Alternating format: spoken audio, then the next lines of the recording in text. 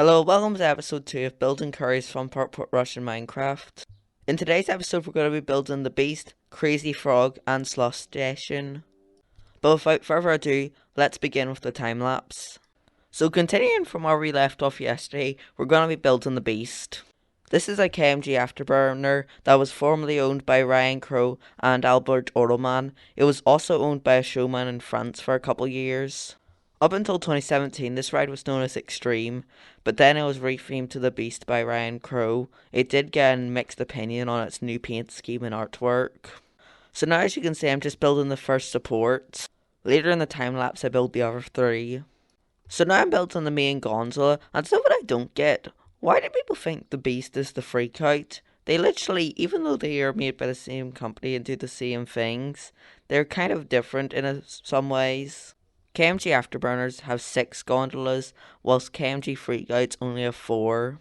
The Freakout has some good force, but the Afterburner is basically a Freakout on steroids. Those max wings have such a unique feeling. So now we're just building the other 3 supports. Also would like to say, if you saw yesterday's video, the Jumpin' Astro has reopened. However, I filmed most of this footage before the video. So in the next episode, I'll do the work that is needed around the Jumpin' Astro. So now I'm just building the control box. In my opinion, the Beast should run a better cycle. If you go in the evening, like really late in the evening, it runs quite a good cycle because you get about 20 swings at max height. However, most of the time you're just restricted to 5 to 10. I also remember on opening day they'd spin the ride at max height, which looked absolutely amazing, but I ran out of tokens because I spent basically all of them on the Big Dipper. I do have an idea of how the Beast should be ran, and I'll do a virtual rides video on it, just to show you my idea. Now I'm just adding in the top sign, which says the Beast and also has a picture of the Incredible Hulk on it. I absolutely love where the Beast is placed because you can literally see it from all over the town. It's amazing to just see it swing up over the skyline, and sometimes when you're just down the street, you're just walking and then you just see the Beast swing up. It also looks amazing when you're driving down past the Lidl and you just literally see it swing. The ride's definitely one of the best looking machines in Ireland. I'm aware it might also travel to Thunderland and stuff during Curry's off season. Now that concludes the Beast. So now I'm just doing a little bit more of the graveyard section. As I said in my last video, I had to make the graveyard a little bit wider.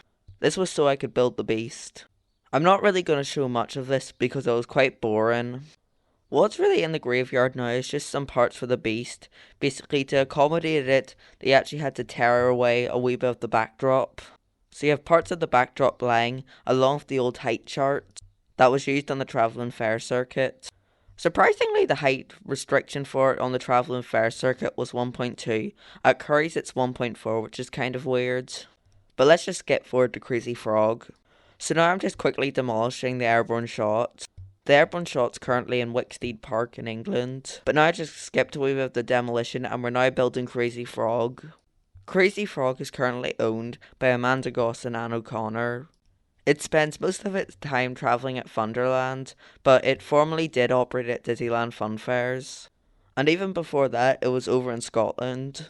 Somehow, back when Curry's bought Barry's, I actually thought that a safe code Crazy Frog was actually going to replace Airborne Shot. Little did I know I was correct. Sometimes this runs a really good cycle. Last time I did it, I got a 4-minute cycle on it, which was really good.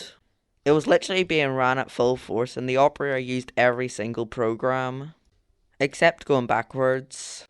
However, I swear I saw this ride in Cold Rain back in 2014 and it started running backwards. I will soon do a proper POV of Crazy Frog because the cycle I got on it during my POV absolutely sucked. So now I'm just adding the small bit of fencing that surrounds the ride, and we're now adding in the control box with the sign Crazy Frog on top. Crazy Frog is the only ride at Curry's where you actually pay at the pay box. The other ones you just pay as you hop on the ride, which always confuses me as I'd be waiting in the part after the pay box and then I'd be startled by the fact that I have no tokens with me, thinking that I have to pay when I get on. But that concludes the Crazy Frog. Now to finish off this time lapse, we're going to be building the Slush Station. Now let's replace the old photo zone where I could buy photos for the Helter Skelter, Ghost Train, and Jumpin' Astro. The donuts here are supplied by Taboo Donuts, which is a donut shop that's across the road from Curry's. However, in some ways, I kind of wish that they kept the photo booth, as it was kind of funny to watch how other people would react on the rides, especially on Jumpin' Astro and Ghost Train. Which weirdly, for some reason, the Ghost Train sign says don't forget to smile for the camera, even though there's no camera to smile for anymore.